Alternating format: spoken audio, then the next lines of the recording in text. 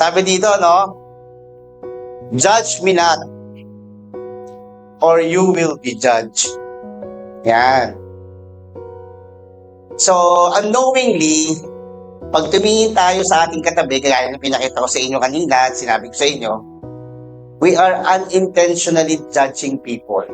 Tama ba? Tama ba? Amen ba? Amen.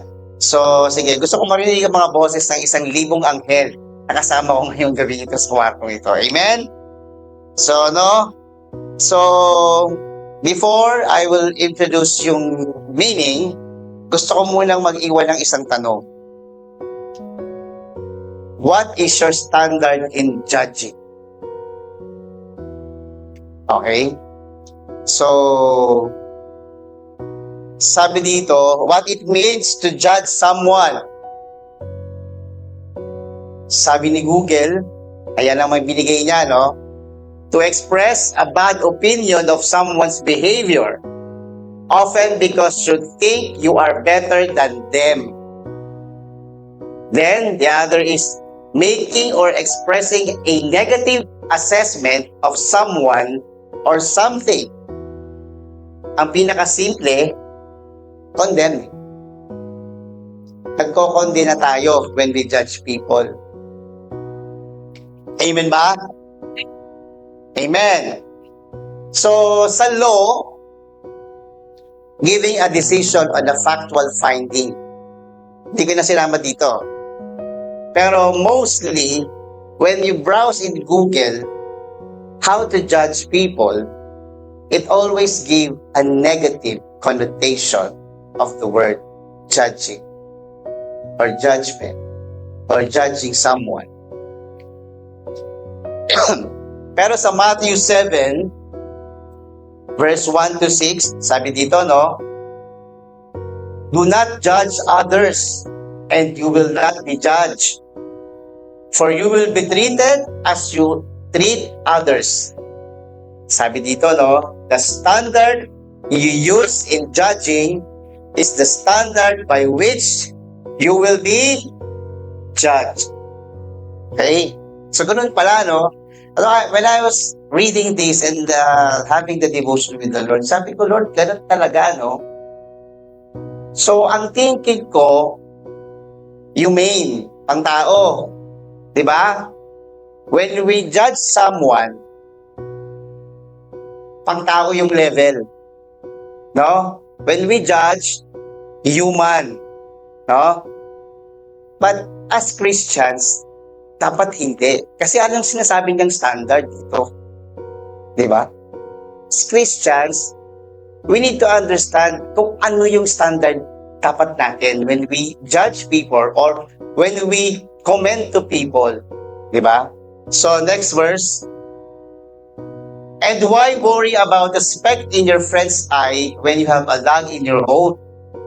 How can you think of saying to your friend, let me help you get rid of that speck in your eye when you can't see past the log in your own eye? Sa Tagalog, diba? Pagtatanggal ng speck or ng dumi sa mata. Diba? Mahilig tayo yan. Napaka-human natin dyan sa pagbibigay ng mga komentong hindi maganda or pag-judge sa tao. Whereas, hindi natin nakikita yung sarili natin. No? The Word of God is very simple. No? Sabi nga, lagi nare-remind sa akin yun, no? Sabi ni Pastor Mark Prate, no? It doesn't have to be understood. It should be obeyed. Diba? So the Word of God is like that. Ito yung malupit sa verse 5. Hypocrite! Sabi niya, first, get rid of the log in your own eye. Then you will see well enough to deal with the speck in your friend's eye. That we don't see a lot of times. That we cannot see or we deny. Ayokong pakialaman yung sarili kong dumi. Kasi ang feeling mo, mas madumi. Diba? Yung kinukutsa mo. Mas madumi yung sinasabihan mo na hindi maganda. Whereas, we are called hypocrite when we are doing that. Diba? Ang sakit. Diba? Hipokrito tayo. Diba? Sabi sa verse 6, don't waste what is holy on people who are unholy. Don't throw your pearls to pigs. They will trample the pearls, then turn and attack you. Diba? This verse 6 is very, very treasured dapat sa atin. No? Pag sinabing don't waste what is holy on people who are unholy, it doesn't mean na wala tayong pakialam sa kanila. Diba? Ang sinasabi lang dito, huwag tayong lumabel doon. Diba? Huwag natin gawin yung ginagawa ng unholy. Tayo dapat ang nakaka-influence. Tayo dapat yung nakaka-influence doon sa mga unholy. Yung mga taong hindi pa nakakakilala sa Panginoon. No? Diyan tayo na-fall short. No? Kumbaga, dito sinabi, don't throw your pearls to pigs. No? Ini-interpret yung unholy as pigs. Bakit? Madumi sila eh. Madumi ang baboy. Diba? Kumakain ng kaning baboy. Diba? Pagkatapos, i-attack ka. Diba? Kagaya ito, binigyan mo ng mamahaling perlas. Hindi papahalagahan. Diba? Tapos, ipa-fight back ka pa. No? That's associated to people. No? Kaya diba, when we become Christian, tingnan niyo yung sarili niyo. Yung bang friends niyo dati, friends niyo pa rin ngayon?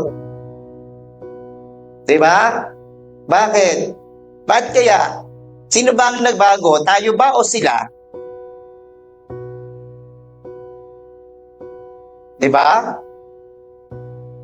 Kasi tayo, pag genuine yung relationship natin sa Panginoon, nababago tayo ng Panginoon. Sino ang unang binabago o ano ang unang binabago sa atin? Ang ating puso. Diba? God changes first our hearts. Kahit magdasal tayo, Lord, napanalangin ko yung asawa ko na bumait sa akin. No? Pero as you pray, as we pray for that kind of prayer, si Lord pinabago yung puso na mas maging pasensyoso sa asawa. Diba? Kasi yun eh. What we ask for to God, tayo muna ang mag-a-apply. No? Sa atin muna yung mag-a-apply. Hindi doon sa pinagpipray natin. Okay? Kasi, sabi sa Romans 3:23, for all have sinned and come short of the glory of God. Wala ni isang malinis sa atin. No? Only Jesus. Siya yung blameless, diba? Sinless na ipinako sa krus. Tayo, wala tayong mukhang ihaharap sa ating Panginoon. No? Kaya when we judge people, parang sinabi na natin, we are better than them. No? Pero sa Bible, always think of ourselves less of the other. Diba? Pero when we judge people, baligtad ang senaryo. Diba?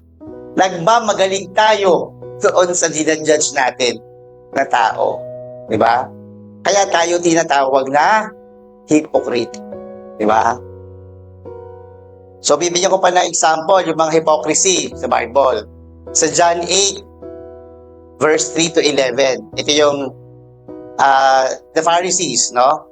The teachers of the law and the Pharisees brought in a woman caught in adultery. Ito yung nagpe-preach si Jesus sa temple. They made her stand before the group and said to Jesus, Teacher, this woman was caught in the act of adultery. Sabi nila, no? Next. In the law of Moses, commanded us to stone such women. Diba? Ganon kababa. Diba? Ang mga ganong klaseng babae nung panahon na yun. Now, what do you say? Sabi niya, they were using these questions as a trap. Diba? Kasi yung naghahanap sila ng butas kay Jesus Christ ng panahon na yun eh. In order to have a basis for accusing him. But Jesus bent down and started to write on the ground with his finger. Alam mo, dito ako na-curious, ano kaya yung sinusulat ni Jesus Christ doon sa sand? Kasi hindi naman dinitalye. No? Pero as he wrote, as he's writing in his finger, sabi sa verse 7, when they kept on questioning him, he straightened up and said to them, let any one of you who is without sin be the first to throw a stone at her. Again, he stooped down and wrote on the ground. Diba? Parang baliwala lang, no? Parang gumagano lang si Jesus Christ. Tapos naiinis lang, parang iniinis lang siya ng mga Pharisee, diba? Parang pinoprovoke siya. Diba? Anong masasabi mo dito? Diba? Anong sinabi niya? Kung sino walang kasalanan, siya yung unang bumato. Pero no one, sabi sa verse 9, no? At this, those who heard began to go away. Nagsialisan sila. Diba? Until si Jesus na lang yung naiwan at saka yung babae. Then, sabi ni Jesus Christ, now, woman, where are they? Has no one condemned you? Sabi niya, no? I like the yung ano dito, yung approach ni Jesus Christ, no? Kahit pinoprovoke siya, di siya nagpa-provoke. What he did, pinakalma niya yung sarili niya by writing his fingers on the sand. Diba? Tapos, wala siyang pakialam sa demand, no? So sabi niya, inamadali ako ng PPT. Sabi niya, no one, sabi ng woman, then neither do I condemn you. Kaya ako siya hinighlight. Sabi niya, go now and live your life of sin. Because Jesus doesn't condemn us. No?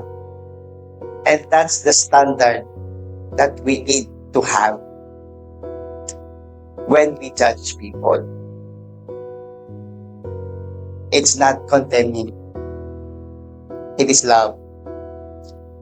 Kasi, sabi sa Romans 8, there's no condemnation for those who are in Christ Jesus. Because through Christ, Jesus, the law of the Spirit who gives life, has set us free from the law of sin and death. Diba? Wala na yung command ni Moses. Wala na yung law of Moses. It's the law of Jesus already. No? It's the new. Diba? It's in the New Testament. Kaya New Testament. No? Because it's Jesus' era. No? It is by grace. We are saved by grace through faith. No? Yun na yun. Grasya ng Panginoon, bakit tayo nandito? Grasya ng Panginoon, bakit ako nagsasalita sa inyong harapan? Grasya ng Panginoon, bakit natin pinag-aaralan ng kanyang salita? It's not us anymore. It's not our works.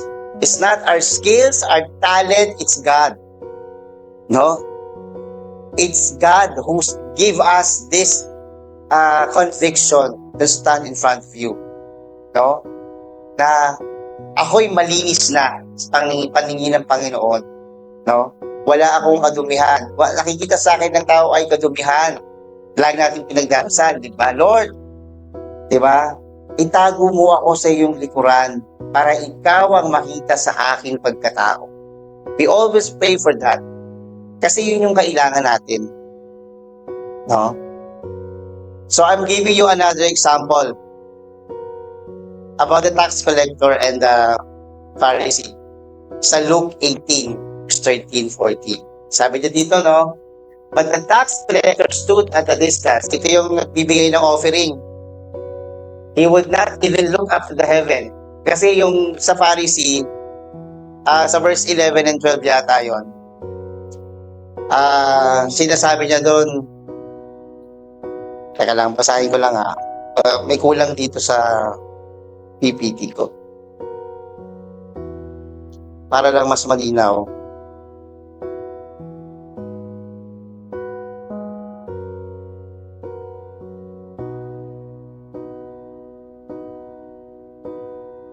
Okay.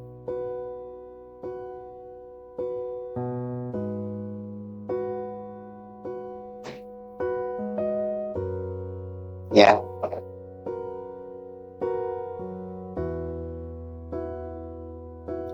Okay to.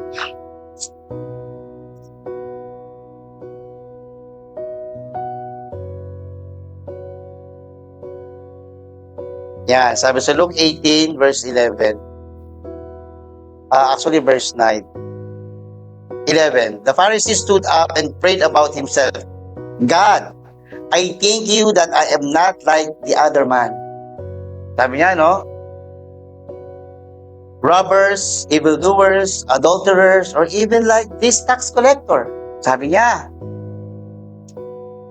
I fast twice a week and give a tenth of all I get. No? Yun yung sabi ng Pharisee. Ganun ba tayo magdasal? Tayo mga anak ng Diyos, ganun ba tayo magdasal? No? Pinuboost natin yung sarili natin. Yung lahat ng ginagawa natin, nakala natin tama siya. No? But this tax collector, sabi niya dito, no?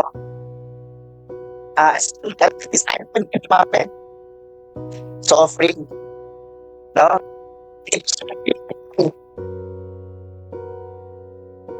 Sabi pa niya, God, have mercy on me, a sinner. I tell you this, sinner. Sabi niya ganun. So sabi dito na, the Pharisee returned home justified before God. For those who exalt themselves will be exalted. Diba? Ang itinataas ng Panginoon yung humble. No? Hindi yung boastful. Amen? So,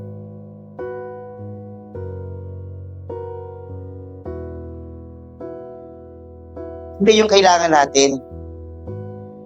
Yung standard natin, it should be Jesus. Let our standard of doing everything or doing things be Jesus. No? Siya lang yung author and perfecter of our faith. So that we will not judge, we will not condemn people. No? Kanina lang, I was struck by this message, no? Habang pagkatapos ko siyang i-finalize at isinend, napag-judge ako ng tao. Diba? Sa opisina. No? And then I remember, oh, that's the word of God for today. Lord, sorry. No? Diba? Nagamit agad ng haaway. Diba? Pero I thank God. No? Kasi, yung lahat ng tayong sinasabi natin, or yung naririnig natin, pati sa devotion na ginagawa natin, tayo ang unang tatamaan. No? Tayo ang unang magiging example kung paano tayo babalik sa presensya ng Panginoon. Kanina ang prayer, opening prayer natin, yung the rest, no? Matthew 11:28 to 30. And as we pray, the ministers kanina, Lord, let us be in your rest. Dahil sa iyong presensya kami namamahinga. No? And this is really a good resting place. No? Kapag nasa presensya ka ng Panginoon, pansinin nyo, kahit isang buong linggo tayong may trabaho, wala tayong day off, di ba? Di ba? Pero, nare-recharge tayo parati, no? Ng Panginoon. Nabibigyan tayo ng strength, nabibigyan tayo ng wisdom, nabibigyan tayo ng knowledge. Kasi, siya lang lahat yung nagbibigay nun. Hindi tayo, wala tayong kakayahang magbigay. No? So, magbibigay lang ako ng practical, no? Practical way lang para magkaroon tayo ng, kumbaga, kahit pa paano ma-remind tayo of the standard of Jesus, no? how to lead discernment over judgment.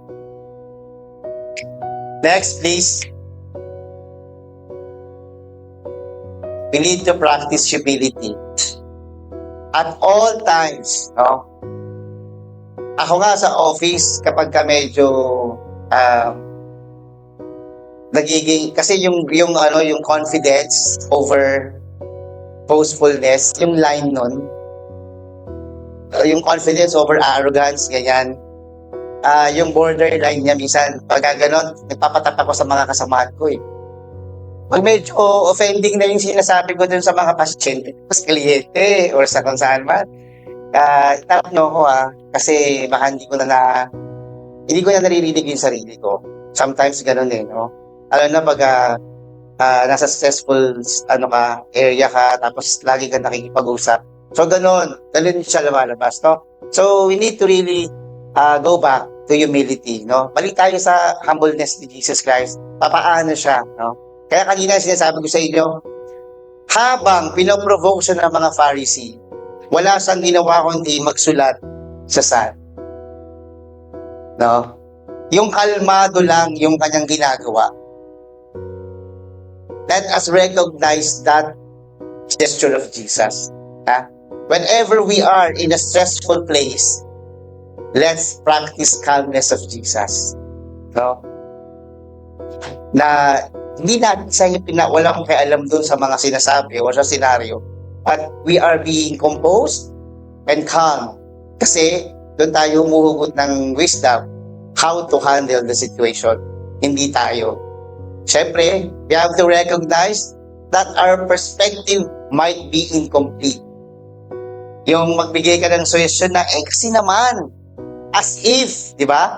As if kung nagbigay tayo ng suggestion tayo na yung tama. Oh? Tayo na lagi yung nagbibigay ng, pag hindi mo to ginawa, mali ka. No? So hindi. We can give a justification or an advice, pero wag nating pwersahin yung tao na gawin niya yun. It's the Lord's way pa rin. No?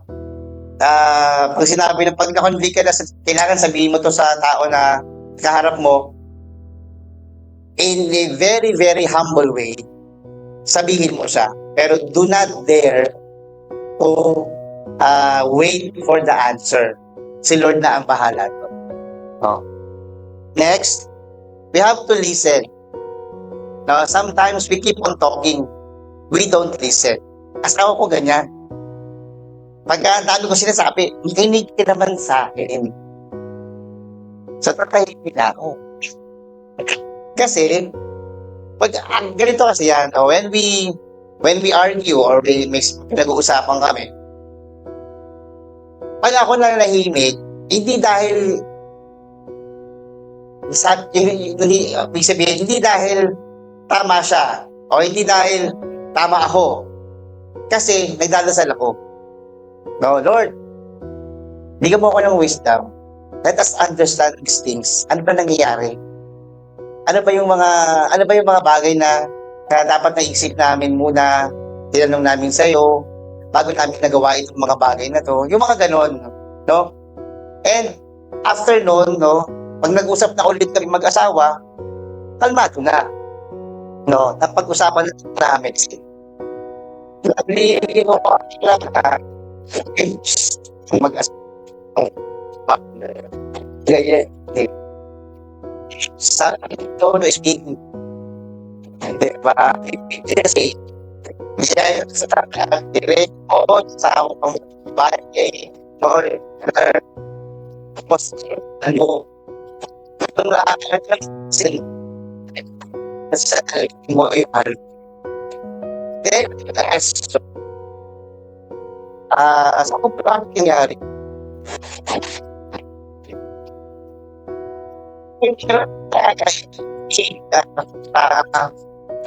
it just once said pag sa parang sila wala ka siyang gusto mo, diba? Makikinig ka lang, no? Just like what Jesus did, no? Let's model Jesus. So, and practice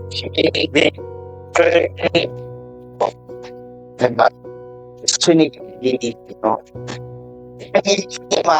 Yung alam, hindi.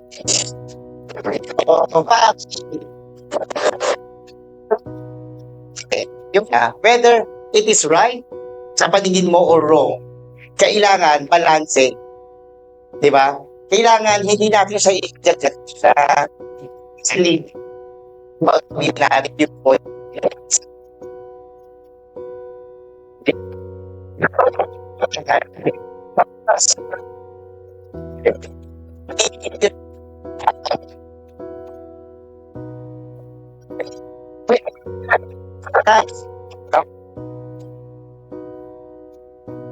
And everyone carries their own stories and struggle. No? Na yung pinagdadaanan mo, baka yung pinagdadaanan ng kausap mo mas malala. Kasi minsan, we always have that eh. No? Magsa-self-pity tayo. Lungkot ko, depressed ako eh. Di ba? Meron akong mental disorder. Pero iniisip mo lang. Pero pag may nakausap ka na mas malala yung nangyayari sa kanya, then you will know, ay, niloko ko lang pala sarili ko. Mas malala pala siya sa akin. No? And hintayin tayo aabot doon sa panahon na yun. No? We carry our burdens. But rest assured, when we surrender it to God, the rest comes in. Diba? Yung yoke natin, pag binigay natin sa Panginoon, it will become lighter. No? Pagkakaroon tayo ng satisfaction, no? Na hindi nagagawa ng sa mundo. Yung payapa, no? Yung payapang kahit alam mo na mo problema ka, hindi mo siya dinidibdib, no? Kasi we are surrendering. Diba sabi ni Pastor Mark, the problem is not of us, it's for the Lord. Kasi yung solution nun yung atin. Diba? Yung solution nun yung binibigay sa atin ng Panginoon. So every problem that we have, balik natin sa Panginoon. Lord, sa itong problema na to, ikaw ang magkakaroon ng solution sa akin. So, please, nakakaki, Lord.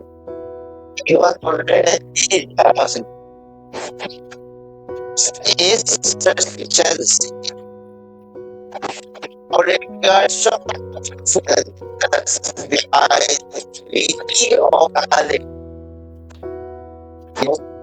But while knowledge makes us feel important, next, it is love that strengthens the church.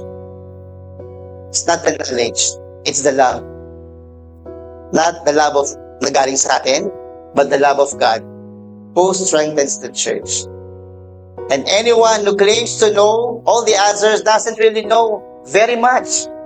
No? Yung mga nagagaling-galingan, I know everything. Yung mga front to go back over. No? Yung mga bookworm na tinatawag. Di ba? Yung mga ganon, di ba? The all-knowing. Sabi ng iba, all-knowing. Lahat na lang ng natalo pa si Google. Lahat lang ng sinasabi mo, meron din siya. Diba? May mga taong gano'n, di ba?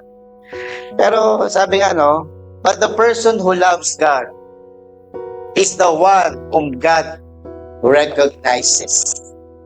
No? So when we tend to judge people, no? Huwag na natin masyadong dikdikin yung chismis na nalalaman mo sa kanya. No? Iparamdam natin yung pagmamahal ng Panginoon doon sa taong mga nakakasama natin, nagawa natin ng hindi maganda, di ba? Or nakagawa sa atin ng hindi maganda. No? Sometimes yung mga kasama natin sa church, sometimes yung mga na-offend natin, na-offend tayo. Either way yan eh. Pwedeng sila yung umalis or pwedeng tayo yung umalis. Diba? Pwedeng sila yung hindi umatin, tayo yung hindi umatin. Either way. Diba? Bakit? Kasi prideful tayo eh. Hindi tayo humble, no? Hindi tayo nagpaparamdam ng pagmamahal na galing sa Panginoon. And rest assured, no? Sabi dito, no? But the person who loves God is the one who God recognizes. No? Kasi walang ibang panggagalingan yung pagmamahal natin na ibibigay natin sa ibang tao, kundi yung pagmamahal ng Panginoon. Yung love natin, limitado. Diba? Kaya nga diba tayo sa Kristiyano, I love you with the love of the Lord. May gano'n? Dati, bakit? Bakit with the love of the Lord? Bakit not with my love? Question ko yun dati. Kasi hindi ko naiintindihan. No? But when I got a more deeper relationship with the Lord, yes, Lord, it's really your love. No? Kaya ako nagpapatuloy kasi yung pagmamahal mo, yung dapat na maramdaman namin at maipasa namin. Kasi yung pagmamahal nating mga pitao is limitado. Diba? Pag napagod ka, ayoko na. Break na tayo kahit engage na. Diba? Naitawid ko ba? Engagement? Diba? So yun, diba? Kapag hindi talaga natin isinentro yung pagmamahal sa Panginoon, lahat, pero, diba? Well, we will fall short, no? We will be sinning, diba? Kasi, hindi naman yung knowledge sinasabi dito. It's the love of God. That God recognizes. Amen ba? Amen? Meron ba tayong tutunan? So, pwede ba tayo magdasal? Na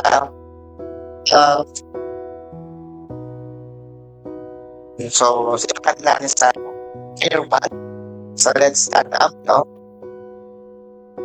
Let's pray for this, no? Kasi mas masarap yung mas marami nagdadasal. Sabay-sabay, no? Congregation. Kasi yun yung nagta-title sa atin bilang isang congregation. We are body of Christ. So, God is the head and we are the body. Okay? So, ito yung first prayer point natin.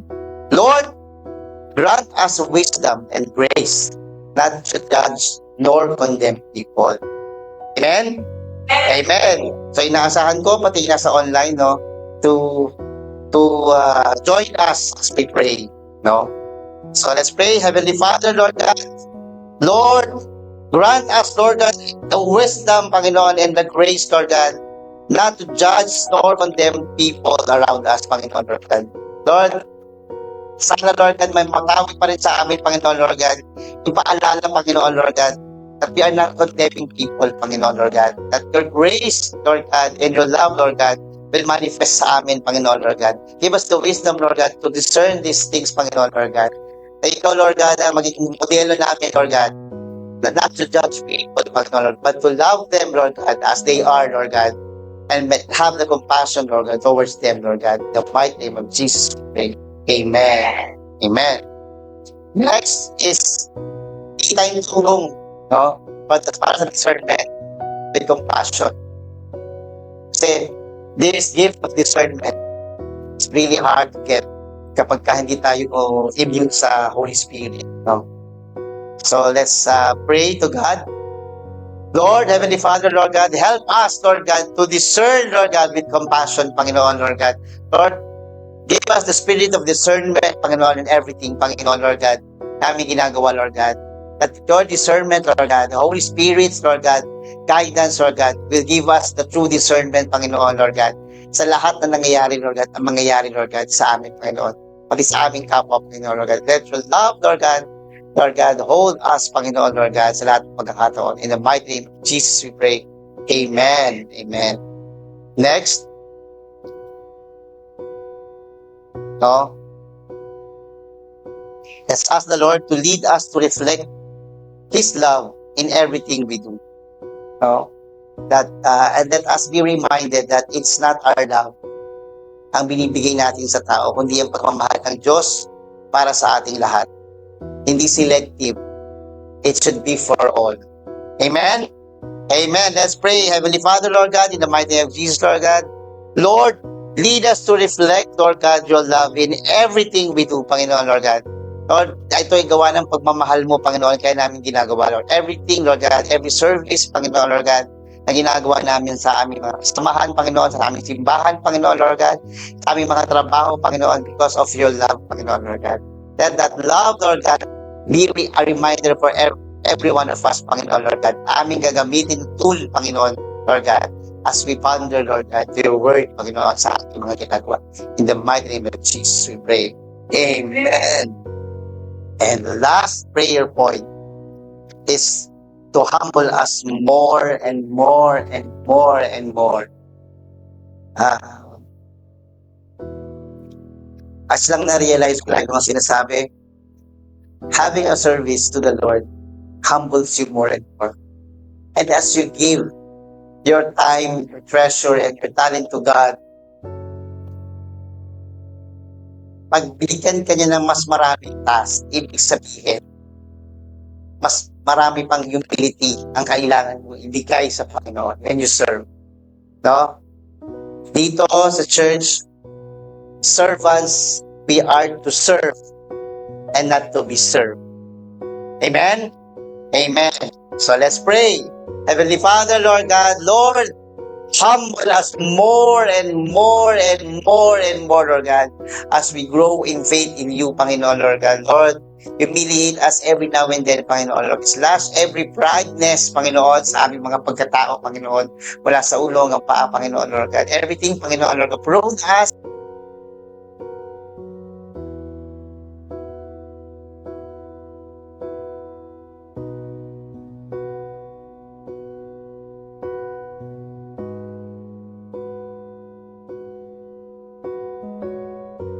ourselves to you, Panginoon, Lord God. Deep down in our hearts, Panginoon, Lord God.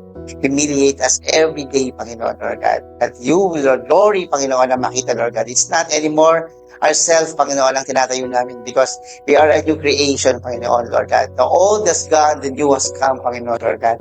And because, Lord God, we are walking by faith and not by sight, Panginoon, Lord God. There's no condemnation in you, Panginoon, dahil ikaw ang aming author and perfecter of our faith, Panginoon. Salamat, Panginoon, Lord God, for this reminder, Panginoon, Lord God, that we look up to you alone, Panginoon, Lord God, that we are not to judge or to condemn people, Panginoon, but to love them, because that love you will recognize, Lord God, your children, Panginoon, Lord God. Salamat, Panginoon, God, in the mighty name of Jesus, we pray. Amen. Amen. Amen. Tapan natin ang Panginoon. Amen. So, I hope marami kayong natutunan, no? And read more pa yung doon sa mga verses na bigay ko. Basahin niyo yung buong context nung chapter na yon kasi mas marami pa kayong matutunan.